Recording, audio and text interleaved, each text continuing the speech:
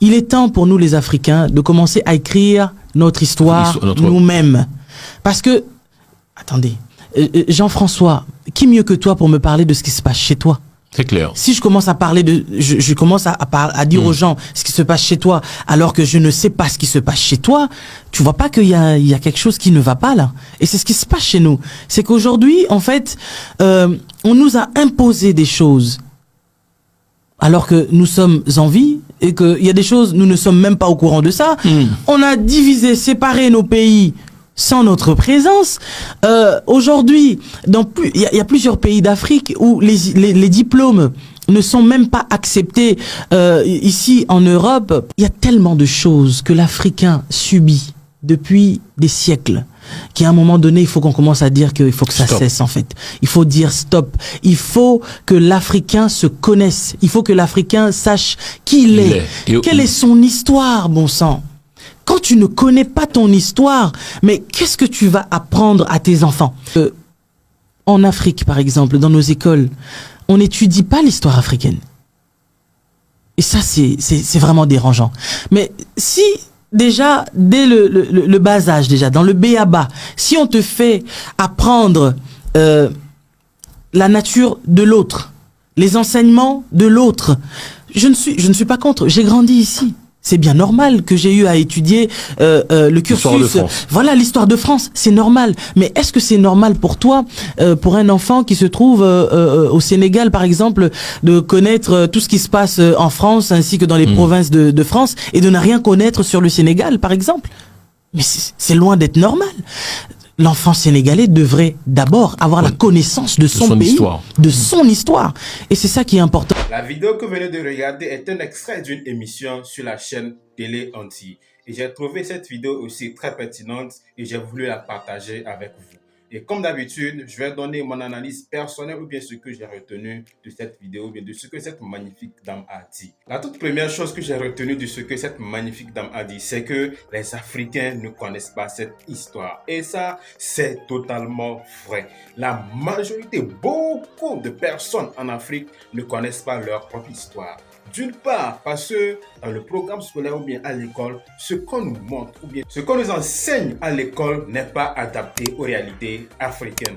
Mais je dis que bon, en fait, si à chaque fois on veut dire que l'école ne nous enseigne pas ce qu'il faut, l'école a un programme qui n'est pas adapté à nos réalités, c'est que jamais on va résoudre ce problème-là. Aujourd'hui, il y a le moteur de recherche comme Google où on peut avoir tout. Si vous allez sur Google, tapez, vous allez avoir tout ce que vous voulez sur le continent africain. Donc, il ne faut pas rester dans le coin et dire que bon, non, l'école a fait ci, l'école a fait ça. Ce qui est fait est déjà fait. Et ça, pour que ça puisse changer, ce n'est pas aujourd'hui que ça va changer. Mais est-ce qu'on veut vraiment que ça change? Si on veut que ça change, aujourd'hui, il y a des bibliothèques, il y a des livres vraiment très intéressants avec un contenu vraiment puissant qui raconte l'histoire de l'Afrique. Il y a tellement de livres écrits par plusieurs personnages qu'on peut aller chercher, lire, que ce soit sur Google ou bien dans les bibliothèques physiques.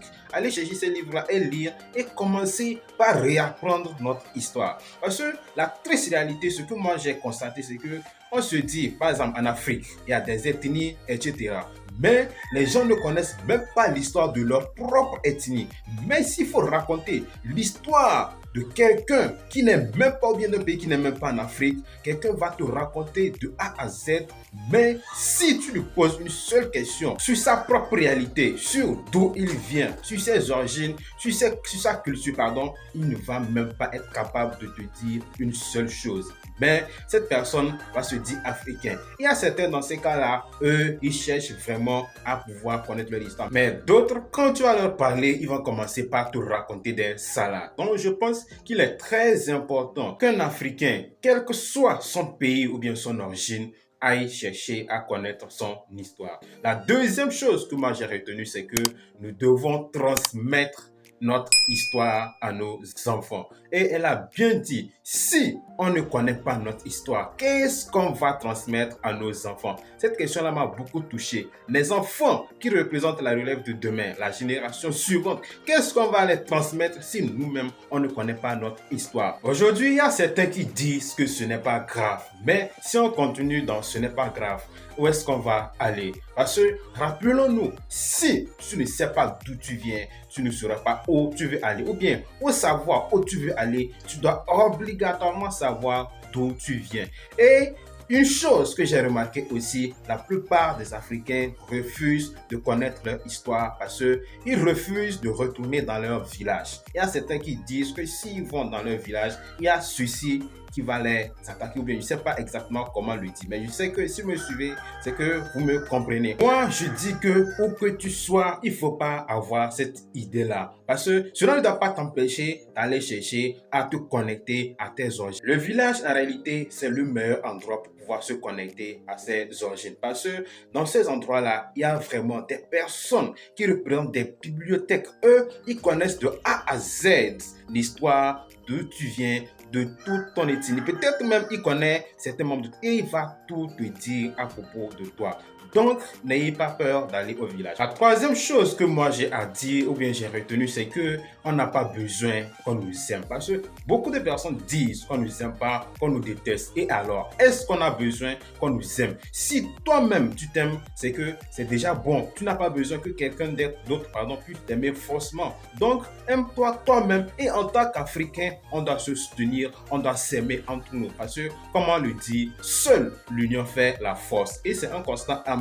En Afrique ici, le meilleur, bien le pire ennemi de l'Africain, c'est son frère lui-même. Donc, qu'est-ce qu'on doit faire? On doit laisser la jalousie et toute la haine et se soutenir afin d'avancer et de réserver surtout un avenir meilleur aux générations qui arrivent. Voilà ce que j'avais à partager avec vous aujourd'hui dans cette magnifique vidéo. J'espère et surtout convaincu que vous avez aimé son contenu. Si c'est le cas, n'hésitez pas à me laisser un petit pouce bleu pour me prouver que vous êtes gentil et que vous avez aimé surtout son contenu. Si vous me découvrez pour la première fois, moi je suis Benjamin Caro, je suis coach en leadership et un jeune entrepreneur. Sur cette magnifique chaîne Mindset School, nous publions 3 vidéos par semaine, les mardis, les jeudis et les samedis, et nous développons 5 thèmes: le mindset, le développement personnel, l'entrepreneuriat, le business et le leadership. Donc, si vous êtes intéressé par l'une de ces thématiques, je vous invite à faire une chose, c'est de vous abonner et surtout cliquez sur la cloche de notification afin de ne rater aucune de nos prochaines vidéos et surtout faire partie de cette magnifique communauté pour que nous puissions partager de merveilleuses choses ensemble. Quant à moi, je vous dis à la prochaine vidéo.